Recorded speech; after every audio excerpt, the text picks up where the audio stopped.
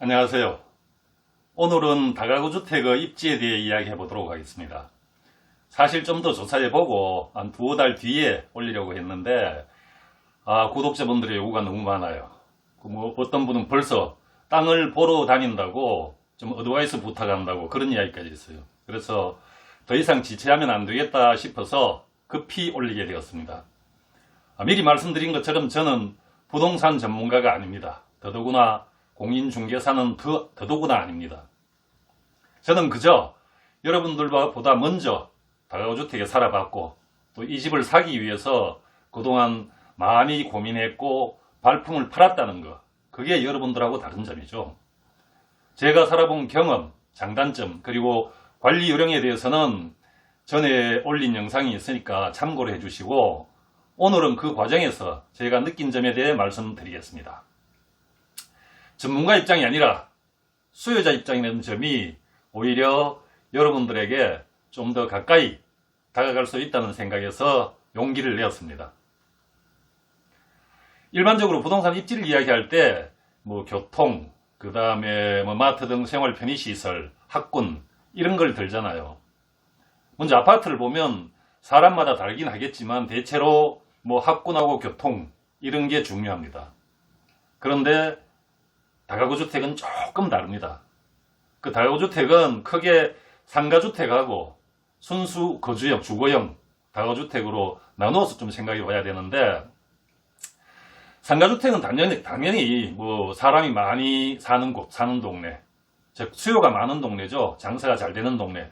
결국은 백그라운드가 중요합니다. 상가주택은. 왜냐하면 상가주택의 임대 수익은 대부분 1층 상가에서 나오거든요. 당연히 상가가 중심이 되어야 되는 거죠. 바로 장사가 잘 되는 곳이 상가주택의 입지가 좋은 곳입니다. 대신에 주거환경은 별로라는 점은 감수해야 합니다. 교통이 좋은 만큼 소음 문제가 대두되고 또 상가지구다 보니까 술집 같은 유해 환경이 문제가 될 수 있잖아요. 그죠? 아무래도 살기에는 좀 덜 좋다고 생각하시면 됩니다. 그런데 순수 주거용은 구조에 따라서 좀 다릅니다. 예를 들면 원룸이 많은 1인 가구 중심이라면 주변에 오피스가 많은 곳이어야 되겠죠. 그리고 교통이나 편의시설이 핵심이죠. 혼자 사는 사람이 선호하는 것은 우선 사무실에 가깝고, 그 다음에 가까이에 밥 먹을 곳도 많고, 그 다음에 가끔은 혼술도 할 수 있는 곳, 그런 곳을 선호합니다. 반면에 투룸, 쓰리룸 이래 되면 경우에 따라서 자녀들도 있을 수 있으니까 주거 환경을 우선으로 꼽겠죠. 사실 상가주택의 위층은 세입자들이 그다지 많이 선호하지는 않는 곳입니다. 1층에 밥집이나 술집이라도 있으면 더 그렇죠. 냄새나고 주치고객 등등등 문제가 많이 되잖아요. 그죠? 말씀드린 것처럼 다가구주택은 구조에 따라 입지가 다르다는 점에 주의해 주시고, 여기까지 일반론에 대해서 말씀을 드렸고, 케이스별로는 좀 더 세밀한 분석이 필요하겠죠. 그죠? 명심할 것은 이런 판단이 말만 듣고 하시면 안 된다는 겁니다. 본인이 직접 세밀하게, 디테일하게 판단을 해봐야 된다는 겁니다. 전부 다가 그런 건 아니겠지만 중개하시는 분들은 대개 같은 물건을 두고도 파는 사람한테는 비싸다 그러잖아요. 사는 사람한테는 싸다 그렇고. 그게 이율배반적이죠. 그죠? 그러니 중개하시는 분들은 경우에 따라서도 나쁜 점도 이야기는 하겠지만은 대체로 좋게 포장을 합니다. 그래야 거래가 성사되잖아요. 발품을 많이 팔다 보면 그게 눈이 보여요. 결국은 부동산이라는 것은 관심과 발품이라 그랬죠. 발품을 열심히 팔다 보면 상가주택이면서도 주거환경이 아주 좋은 곳도 만날 수가 있습니다. 저희 집이 좀 그런 편이에요. 관심과 발품 잊지 마시기 바랍니다. 저희 집은 상가주택은 아닙니다. 일반 주거 전용주택입니다. 본론에 들어가기 전에 아마추어인 제가 갖고 있는 부동산에 대한 원칙, 부동산에 대한 아마추어인 제가 갖고 있는 원칙 두 가지만 말씀드리겠습니다. 그냥 참고로 들어주시기 바랍니다. 첫째, 제가 갖고 있는 원칙은 뭐냐면 부동산은 새 소리가 들리는 곳이 아니라 차 소리가 들리는 곳에 사라는 겁니다. 여기서 새 소리는 조용하고 공기 좋고 주거 환경 좋은 데죠. 그죠? 사소리는 교통 여건이 좋고 개발 가능성이 많은 곳이라는 이야기입니다. 사람들은요, 대부분 자기 중심적으로 판단을 해요. 만약에 내가 평생 살 집, 나 혼자만 살 집을 고른다 그러면 뭐 새소리 들리는 곳이 경우에 따라 좋을 수도 있어요. 새소리를 벗어나가 평생 살면 되잖아요. 그러나 다가구 주택을 사서 세를 줄 거라면 입주자를 고려해야 되잖아요. 그죠? 그러면 더더구나 향후 시세 상승을 기대한다 그러면 이야기는 영 달라지죠. 가끔 댓글 다시는 분들 중에 공실 문제를 걱정하시는 분들이 많던데, 공실 문제가 바로 입지 문제하고 직접적인 연관이 있는 거죠. 그다음 두 번째 원칙은 싼 땅에다가 비싼 집 짓지 말라는 겁니다. 싼 땅에요, 비싼 집 지으면 나중에 땅값도 못 건집니다. 싼 땅에는 그저 작은 집, 싼 집을 지어야 돼요. 내가 평생 살다가 죽을 때까지 살 거라면 이야기는 틀려져요. 비싼 집 지어도 괜찮습니다. 자, 그러면 지금부터 본격적으로 다가구 주택의 입지에 대해서 이야기해 보도록 하겠습니다. 먼저 이야기 드릴 것은, 여기서 구체적인 지명 이야기 못하는 거 아시죠? 더더구나 부정적인 이야기는 못합니다. 제 이야기를 듣고 미루어 짐작하시면 됩니다. 지금부터 제가 드리는 말씀은 제가 인천의 송도, 청라지구, 한강 신도시, 위례, 분당, 평촌, 일산, 동탄, 1, 2지구, 평택, 오산 등등등등 거의 수도권은 전부 발품을 팔면서 보고 듣고 배운 겁니다. 그래서 경우에 따라서는 전문가의 시각하고 다를 수도 있어요. 이 점 미리 양해 구하시고, 다르더라도 그렇게 이해하시면 됩니다. 우선 도심을 벗어난 외곽 지역에 외딴 대학 주변에 원룸주택 많죠. 그런데 투자하실 거면 좀 고민을 해보셔야 됩니다. 고민을 좀 많이 해봐야 돼요. 왜냐하면 그런 지역에는 주변에 농지나 산이나 이렇잖아요. 그죠? 집질 땅이 너무 많아요. 우리나라 사람들 돈 좀 된다 하면 면 없이 막 엄청 지어대잖아요. 진입 장벽이 거의 없습니다. 부동산은요, 아시다시피 케인즈의 수요 공급 이론이 거의 100% 적용되는 데가 이 부동산 시장입니다. 공급이 늘어나면 오래된 악재는 퇴출되죠. 또 하나의 변수는 대학의 기숙사 신축입니다. 기숙사가 늘어나면 입주 수요가 줄잖아요. 제가 몇 년 전에 요 수도권에 가까운 데입니다. D대학이라고. 그 주변을 눈여겨보다가 거긴 보니까 일단 집질 땅이 별로 없어요. 그래서 이게 진입 장벽이 좀 있는 데구나 라고 생각하고 막 협상까지 들어갔는데, 나중에 알고 보니까 분위기가 찜찜해서 보니까 그 학교에 기숙사를 대형으로 짓는 걸 추진하고 있어요. 이거 부동산도 알았겠죠. 몰랐을 리가 있겠어요. 그죠? 저한테 이야기 안 하더라고요. 그래서 바로 포기했습니다. 공급이 늘어나고 수요가 줄면 제일 먼저 공실이 생기죠. 공실 생기면 임대가 내려가잖아요. 그럼 수리비 더 들어가죠. 리모델링 비용 엄청 들어가죠. 입주자의 질 그러니까 좀 문제는 있겠습니다만 입주자가 달라집니다. 주택 가격 엄청나게 떨어져요. 악순환이 시작되는 겁니다. 여러분도 시골 외딴 대학 주변에 가보세요. 거기 가면 주변에 외국인들이 유난히 많이 눈에 띄어요. 거기 많이 살고 있다는 이야기죠. 외국인들이 공기 좋은데 선호해서 시골 외딴 대학 주변에 가서 살겠습니까? 가격이 싸기 때문에 그런 겁니다. 입주자가 바뀌는 거죠. 그렇게. 지방 공단 인근도 비슷해요. 비슷한 맥락에서 보면 됩니다.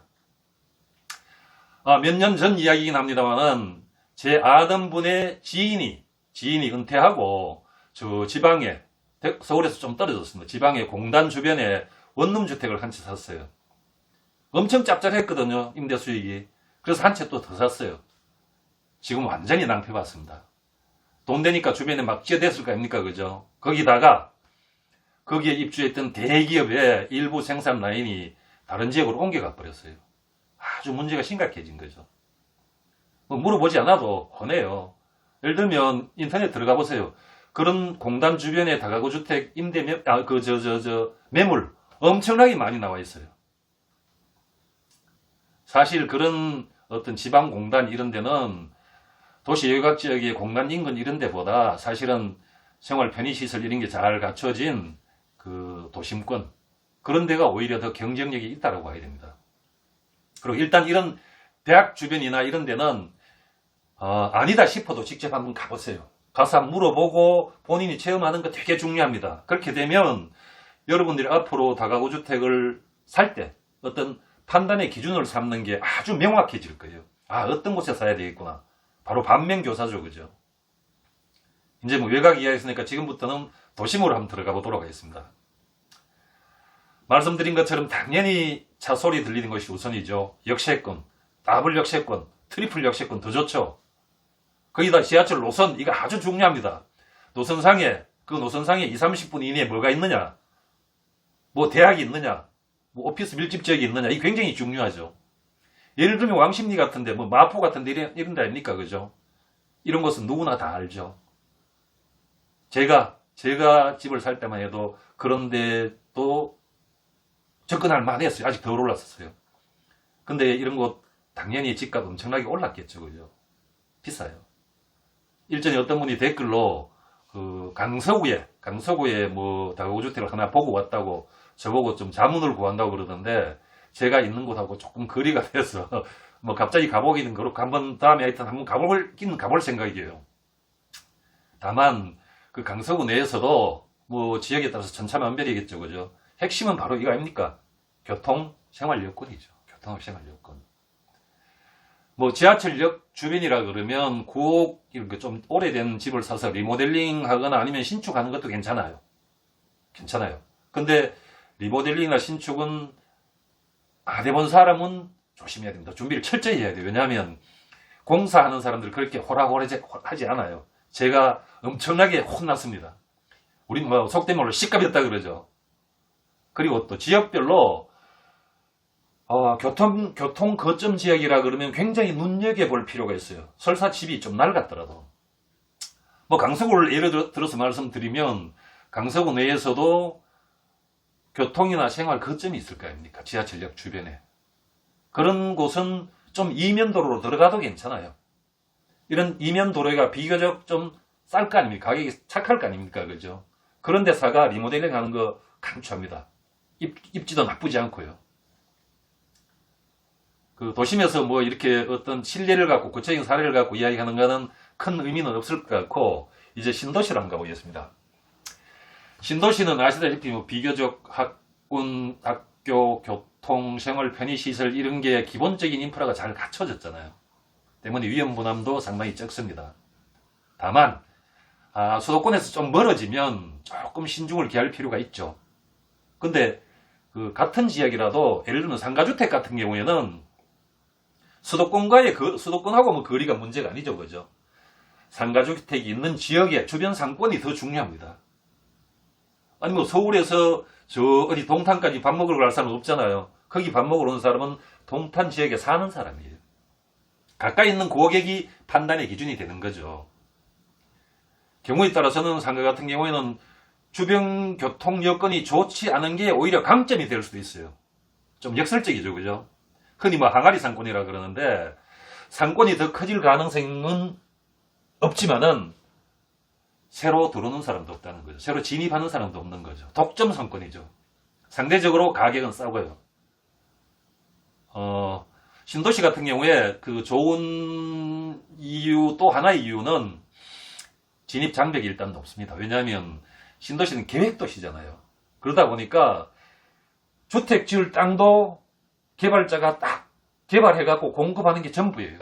아주 제한적이죠.